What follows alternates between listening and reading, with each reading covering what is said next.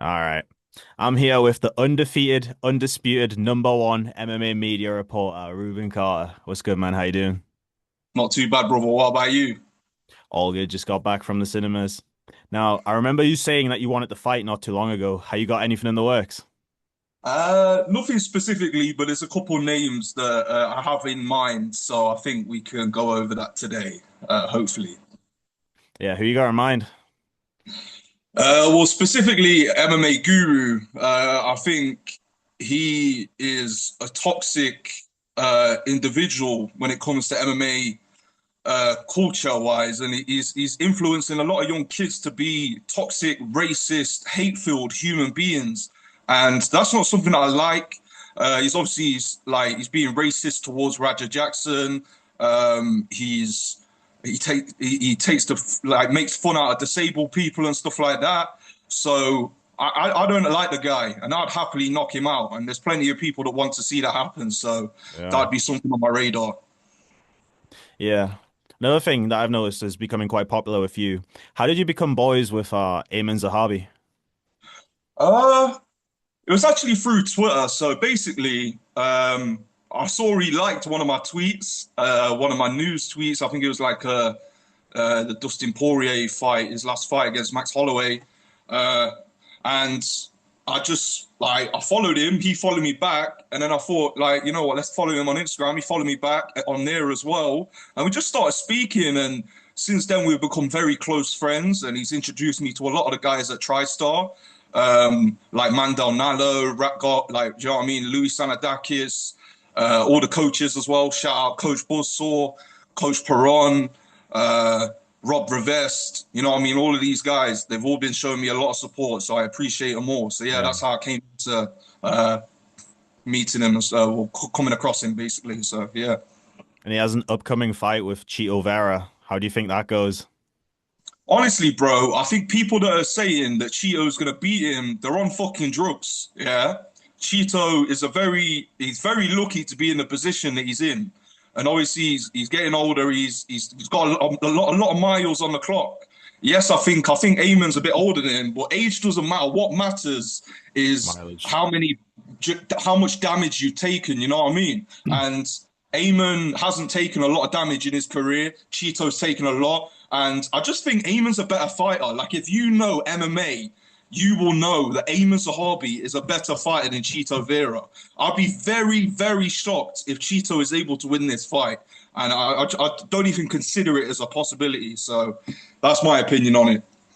Yeah. And should he get through Chito Vera, how would you see a fight between him and Volkanovski going? Uh, well, Volk is 145 in it, but he's fighting at 135. Oh, fuck, I'm an But idiot. How would you see a fight between him and Marab going?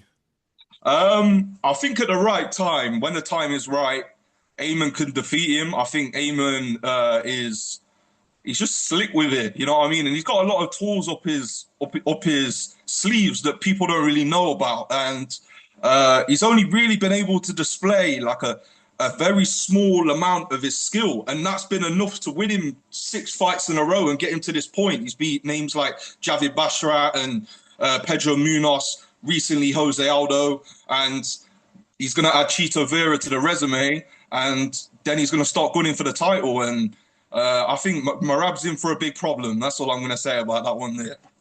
Yeah. And you want a rat garbage early. So how did you get to know him? Rat Garbage is yet again one of Eamon's boys from TriStar. Um, I've been on the Rat Garbage hype train for a little while now. I did post a couple of months ago before he debuted on the Dana White Contender Series that Rat Garbage is definitely going to be a threat for the UFC lightweight division. And I think most people who watched the fight against Samuel Silva on the Contender Series, uh, they saw what he's capable of. He's got, I think it's 12 or 13 first round finishes. He's never been to a decision in his whole 16 fight career. So Mandel, aka Rat Garbage, is one of the most entertaining fighters in Yeah. MMA at the moment, in my opinion. So Same. yeah. Yeah. Have you spoken to GSP or anyone else from the TriStar gym yet? I haven't spoken to GSP, but he's liked a couple of my collaborations of Eamon Sahabi. It's kind of like a big bragging right for me to be able to say like the greatest UFC fighter of all time is liking my post. You know what I mean? And like people say that I've been like cancelled or I'm washed just because I don't have a following on Twitter anymore. But I'm still standing strong, and people who've seen the success will understand that. And yeah, GSP, shout out GSP, man. He's a fucking goat, bro. I love him, man. Yeah, Do you ever plan on visiting the gym?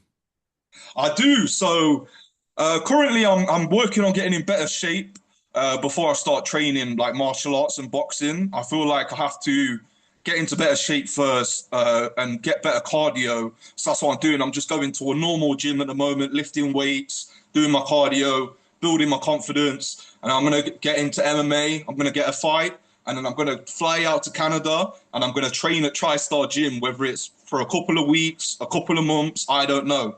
But you will see me at TriStar Gym one day. That's a fact.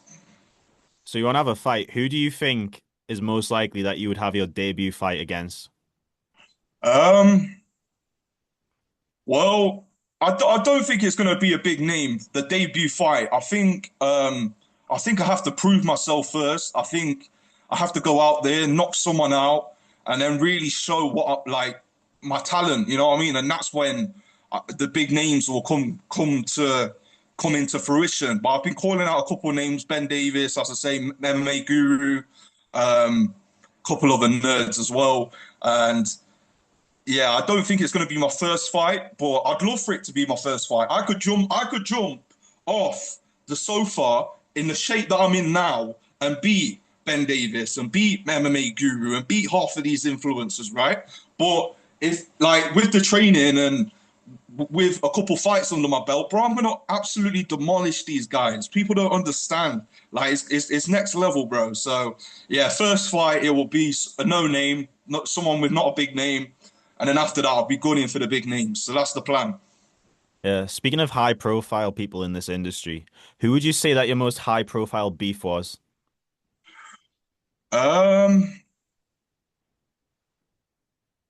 I'll probably say I'll probably say Paddy Pimblett because he called me out. He called me a helmet. He said that I'm not a credible reporter or whatever he said. Called me this, that, and whatever these Liverpool Scouse guys say. You know what I mean? Paddy Pimblett called me out on a tweet that went viral, and then he's always in my Instagram comments as well, like from time to time, chatting shit. So um, yeah, man. For me personally, I'd have Rat Garbage fight Paddy Pimblett. They're both the same weight. So if Paddy Pimblett has an issue with me, listen, I got a boy that will fight you, and his name is Rat Garbage. So if you want to fight him, if you want to have a problem with me, then you're gonna have to have a problem with him, and it's not gonna be good. So yeah. Yeah. All right. What is the first word that comes to mind when I say James Lynch? Do you know what? I'm just gonna break it down. Yeah, James is a good reporter, but I think like when it came to the interview that we had, he underestimated me. He thought I was just another Twitter troll that didn't really have any knowledge of the industry or anything like that, no credible sources.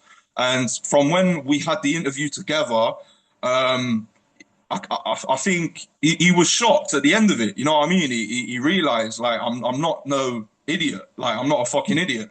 And it's surprising. I understand why he underestimated me because like the people on Twitter are absolute clowns. Yeah. So he's just looking at me as another guy from Twitter and he's thinking, yeah, he's a clown. So I understand where James was coming from in that regard. But I think um, me and James are cool, man. Let's just put it that way. I don't want to I don't want to beef with James, but I also want to say that I think the nature of the interview, where he was just trying to grill me and get these gotcha moments and get these clips and whatever, I think a lot of that was down to him being pressured by the people around him, like Drake Riggs and all these other guys in the MMA media who didn't like me and wanted to see me fall. So like the people that he's around were basically saying to him like, you need to get this guy, you know what I mean? And they were firing him up, you know what I mean? And so That's basically what it was. But me and James are cool, man. I got no issue with him.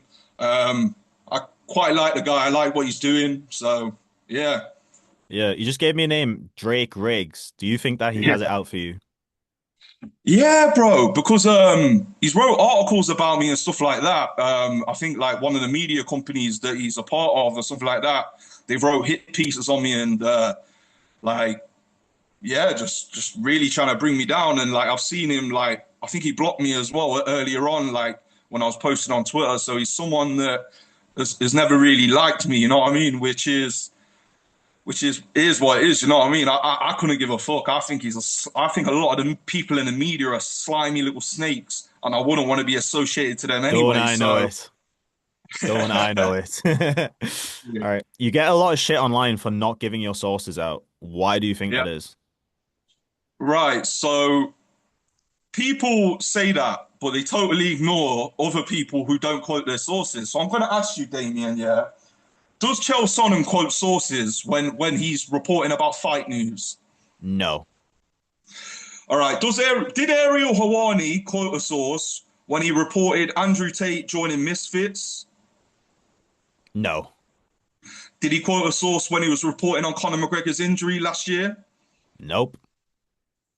Well, there you go then. So there's obviously information out there where you cannot provide a source because it would jeopardize the relationship that you have with the person who's giving you the information. Not everyone wants to get clicks and likes and followers on their social media. They just give out information. You know what I mean? I don't know why these guys giving me info. Yeah, I've been the first to report some very big fights. I'm just getting info from managers, guys, you know, like people within the industry, agents, whatever.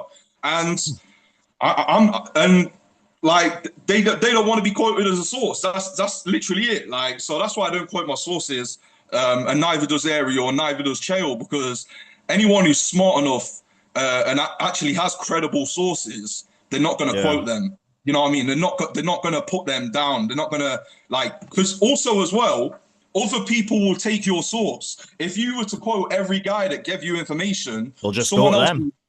yeah, they will just go to them. You understand? So Yeah. for the media to even have a job, they cannot be quoting sources. Does that make sense? Yeah, I know this all too well. We've had people, like when I did Head Clash, we had people who were like giving us information. Sometimes it was good, sometimes it was bad. And the frustrating Yeah. thing is because you're the one who can't quote them and you can't be like, oh, well, this person gave me the bad information. Otherwise, you're just not going to get any more information altogether. But like things fall through and it's just not good.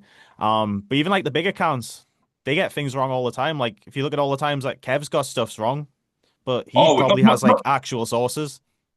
you know what? It's not even just Kev. Like Kev puts himself across as an MMA media guy, but he's more on the influencer side, in my opinion. And I think like with there's been like a massive like revolution in like fight news and just news in general. Like since Elon Musk took over Twitter, that was a big moment because the media stopped being trusted. Like CNN, no one watches CNN no more, right? So like you got CNN, Fox News, they're trying to report things, but people are going to Twitter for their news. So like it create and then what you've got is you've got the traditional MMA media and you've got the like the influencer type guys, and the influencer type guys are smashing it 10 times more than the MMA media or whatever media. You know what I mean? The influencer guys have got way more influence. They're far more successful, and I think like even them guys, they're clowns as well. Like you look at like Caio Baralho, he said that Hamzat was going to retire before the Dricus du Plessis fight, and people were quoting him as a source. Like, yeah, Hamzat's retiring, Caio Baralho's the source. And then, like, you know what I mean? You got Chael Sonnen as well, who spouts nothing but bullshit. And people quote him as a source as well. So it's like, We're you held to know, a much like, higher standard. yeah, bro. So, like, bro, that's right. I'm held to a higher standard than most guys, bro. Like me, I'm being serious. Little Ruben Carter is being held to a much higher standard than pretty much everyone else that's reporting, Yeah. which it is what it is, isn't it? But yeah, I can't complain, innit? It's part of Yeah. the game, bro. All right, just moving on. What happened with you and Dylan Dennis? Um, Right. So Dylan reached out to me before the Logan Paul fight, and asked me to create some content for him. He asked me to make the most followed Bellator fighters at the time, and he was top of the list. Ironically, you know what I mean? That's why he wanted me to create it, right? Yeah. So I made it. He posted it onto his Instagram story, and then from there, we just started speaking. I was pumping out content for him every day. I was creating memes. I was creating memes to troll Logan Paul. I was doing everything for him, and I did that for about a year. And I'll tell you what, Dylan, I've got to give him his props. He brought me into the industry. Like I was posting on Twitter about him. He was retweeting, and then I'm getting like Keemstar and Adam22 and Conor McGregor and all these guys recognizing my tweets and quote tweeting and replying and all that stuff. So that helped me build a massive brand. So me and Dylan have had a couple of differences. That's between me and Dylan. But he was a massive part of me becoming as successful as I am now. So I've got to give him his props. And I must say his performance the other week was spectacular. And it's a display of just how good he truly is. And I believe they should be in the UFC. That's just my opinion. Yeah. So yeah. Yeah. So we touched on this earlier, the Raja Jackson situation with Psycho Stu. But what do you make of that whole event? Um, well, I think people are very quick to jump on one side or the other. And me personally, I like to look through that. I like to look at things from both sides. So, number one, you've got Psycho Stu, who's just been absolutely, do you know what I mean, annihilated. He just got fucked up, bro. Brandon Jackson messed him up, like took him down, smashed his head off the ground, started punching him while he was unconscious. It wasn't nice. But at the same time, obviously, he cracked the can on Roger Jackson's head, which kind of provoked him to be angry and that. And then you look at things from Roger Jackson's perspective. It's like he's a young kid. His mother was murdered. You know what I mean? His mother was murdered earlier on in his life. So he's got a lot of demons. He's got a lot of mental health problems. And uh, that's really why he's as aggressive as he is, if that makes sense. So like people like MMA Guru will say, "Oh, it's all black people," and all these people on Twitter will say, "Yeah, it's just black people that are aggressive." But they won't look into the fact that his mother was murdered. They won't mention that fact, even though, bro, if my mum was murdered, bro, That'd be fucked. I'd be cuckoo, bro. I'd be differently cuckoo, bro. Yeah, so I kind of empathize with both sides of the situation. And as far as like any consequences from the assault, alleged assault, shall I say? Even though it's obvious, but you have to say that, right? I'd say I don't think Roger Jackson's going to face any jail time. Between his dad having millions of dollars and also his mental health issues and his trauma from um, obviously being his mother being murdered, I don't believe that he will face any jail time. That's just my opinion, and whether that's right or wrong, that's for the. I mean, the court decides it, and it don't look like they're gonna do much. So yeah, man, All right. I got a quick fire round for you now. So just want quick go on. answers to these. All right. Which division All is right, the worst? heavyweight, Which division is the best? bantamweight, Who's the GOAT? GSP, Who do you want to see sign at the UFC? Louis Sanadakis, What's the best way to end a fight?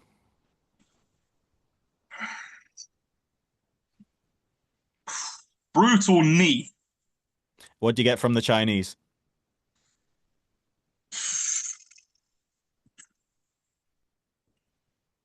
dogs. All right, I think that's everything. So, is James Lynch once asked you, do you want to wrap it up? Yeah, I do, bro. Check this. Yeah, yo. Knock a boy down like Fibber as the heartbeat, or I might do it like Eamon. I'm feeling like 50 Cent in Power and Liam Neeson in Taken. Send out birds, fly that Raven, send out shots, fry that Pagan, and just like Dustin Poirier's head, man gets Man, get shaven. shaven. Aye, that's it, man. All That's it. right, thank you for your time. Yeah, it's been a pleasure, Damien. Thank you very much.